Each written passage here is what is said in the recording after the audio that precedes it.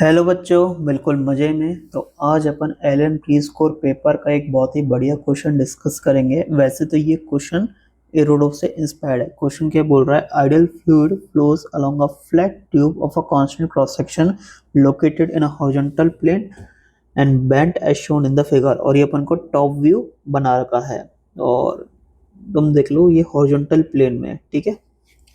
The flow is steady. Select the correct option regarding the pressure and the velocity of the fluid at point 1 and 2.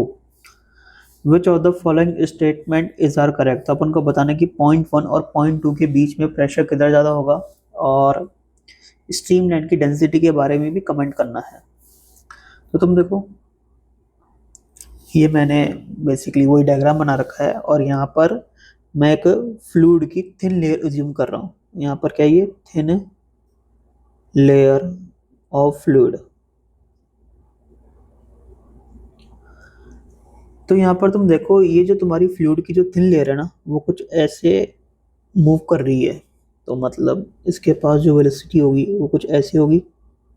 तो एक तरीके से ये जो तुम्हारी फ्लूइड की जो थिन लेयर है ना, वो टर्न ले रही है। अगर ऐसे टर्न ले रही है ना, तो इस तरफ सेंट्रीपिटल एस्केलेशन तो होना ही चाहिए। मैं ये तो बोल ही सकता हूँ कि इस तरफ अपना सेंट्रीपिटल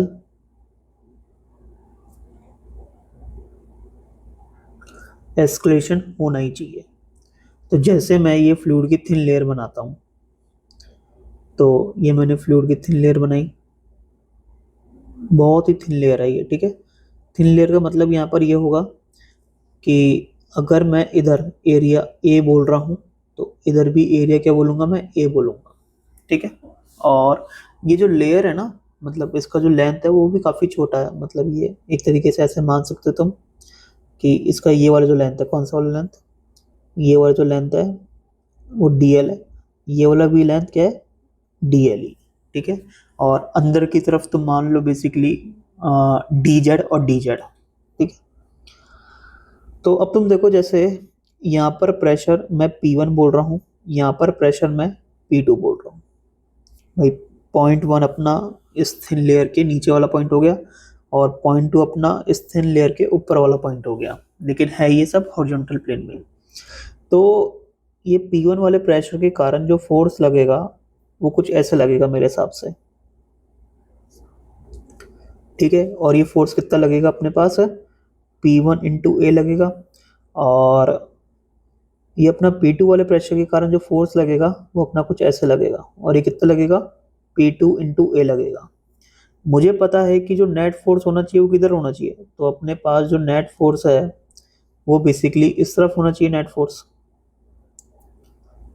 भाई, नेट फोर्स इस तरफ क्यों होना चाहिए? मतलब एक तरीके से नेट फोर्स ना बोल के, क्योंकि मुझे टेंजेंशियल फोर्स के बारे में पता नहीं है, तो मैं ऐसे बोल सकता हूँ कि मतलब वन ऑफ द फोर्स का कंपोनेंट तुम्हारा इस तरफ होना चाहिए ताकि वो सेंट्रीपिटल एस्केलेशन प्रोवाइड कर सके। आ रहा है समझ? तो अगर ऐसा होगा तो तुम देखो, इस थिन लेयर पर लगने वाले जो इस डायरेक्शन में जो फोर्स है वो एक तो P1A है और एक P2A है। तो ऑफ कोर्स सी बात है कि P1A का वैल्यू है ना, वो P2A से ज़्यादा होना ही चाहिए। तो मतलब P1 should be greater than P2। तो यहाँ से मेरे को पता चल गया कि पॉइंट 1 पर जो प्रेशर होगा ना, वो पॉइंट 2 के प्रेशर से क्या होगा? ज़्यादा होगा।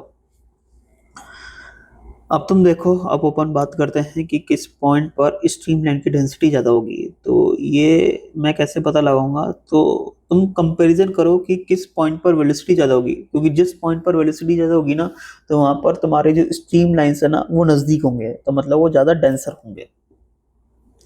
तो इसको कैसे करेंगे अपन? तो ये मैंने बना रखा है। तो तुम देखो इधर, ये अपने पास वो पॉइंट 1 है, ये अपने पास वो पॉइंट 2 है। वैसे तो तुम्हें देख के पता चल रहा होगा कि पॉइंट 2 पर स्ट्रीम लाइन्स क्या नज़दीक है, और मैं इसको प्रूव भी कर दूंगा। देखो कैसे। अब ये शायद तुम्हें पता होगा कि जो बर्नौली होता है, ये जो अपना है ना, एक पर्टिकुलर स्ट्रीम लाइन पर ही तुम लगा सकते हो, ठीक है। Bernoulli can be applied on a stream line.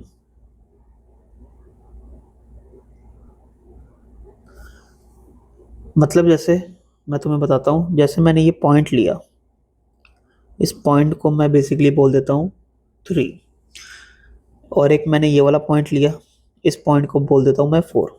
तो तुम देखो यहाँ पर जो अपन के पास .1 और .3 है ना, वो एक स्ट्रीम लाइन पर आ रहे हैं, ये वाली स्ट्रीम लाइन, ठीक है। और जो अपने पास .2 और .4 है ना, वो भी अपने पास एक स्ट्रीम लाइन पर आ रही है, ये वाली स्ट्रीम लाइन। तो जो मैं बर्नौली अप्लाई करूंगा ना,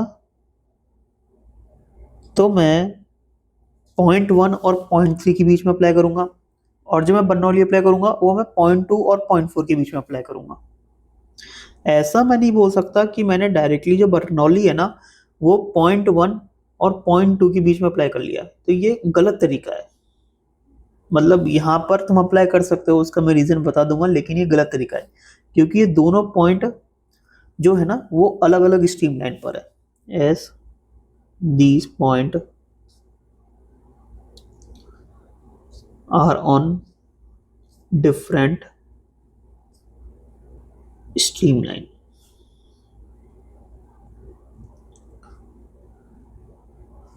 ठीक है,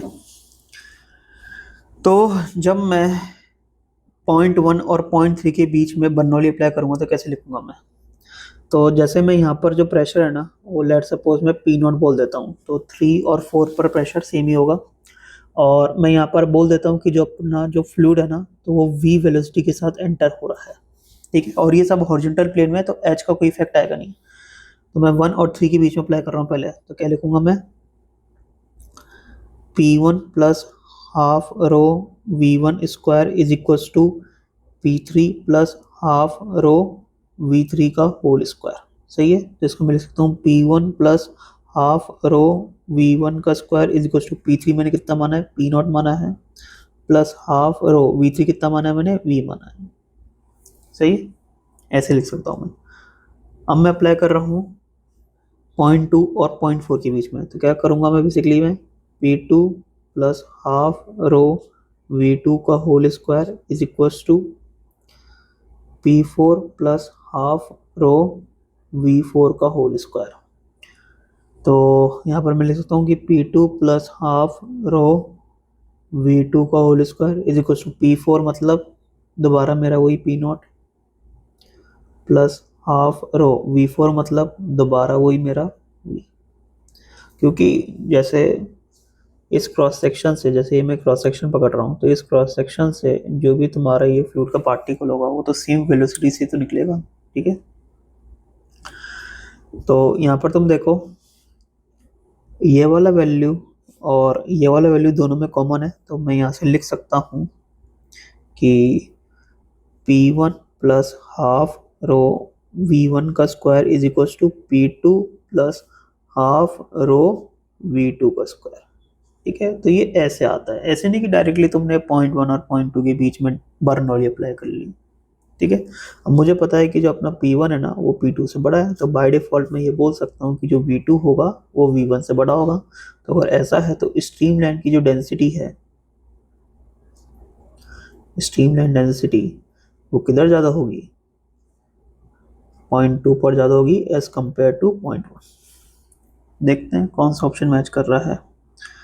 तो यहाँ पर क्या अपने पास आंसर कि P1 is greater than P2, और स्ट्रीमलाइन की जो डेंसिटी है